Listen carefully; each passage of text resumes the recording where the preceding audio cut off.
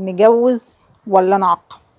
هنجوز ولا نعقم؟ شايف ان التعقيم حرام، مش هينفع تجوز أليفك، أرجوك ما تربهوش. ربنا خلق القطط والكلاب بيدخلوا في الشياع او فتره الاسترس سايكل سيزونالي تقريبا كل 3 أو 6 شهور. طيب لما بيدخلوا في الفتره دي بيطلعوا كميه هرمونات كبيره جدا استعدادا لمرحله التزاوج. الموضوع مش زي عندنا، مختلفين عننا، لازم يتجوزوا، ما ينفعش، مش اوبشن ليك انك ما تجوزهمش. طب يا دكتوره انا مش هينفع اجوزه، احب ابشرك انه للاسف مع تكرار دخوله في الاسترس سايكل، والله ساعات بتبقى من اول مره، وبيحصل بايوميترا او التهاب رحم صديدي، وممكن اوفريان سيست او بما يعرف بتكيسات المبايض. مش لازم يوصلوا لمرحله كبيره ويحصل لهم كانسر زي ما كل الدكاتره معرفين للاسف من البدايه. دكتوره انا سمعت عن حقن بتتاخد بتعمل نفس تاثير التعقيم ولكني ما عقمتش. طب احب ابشر حضرتك انك بتديها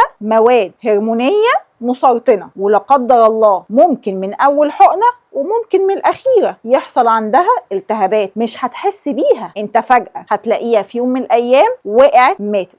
جوز قطتك او عقمها، وارجوك لو قطتك كبيره في السن ومش متعقمه تشيك اب عليها كل 6 شهور عشان الدكتور يحدد اذا كان لا قدر الله بعد الشر حصل التهابات او لا.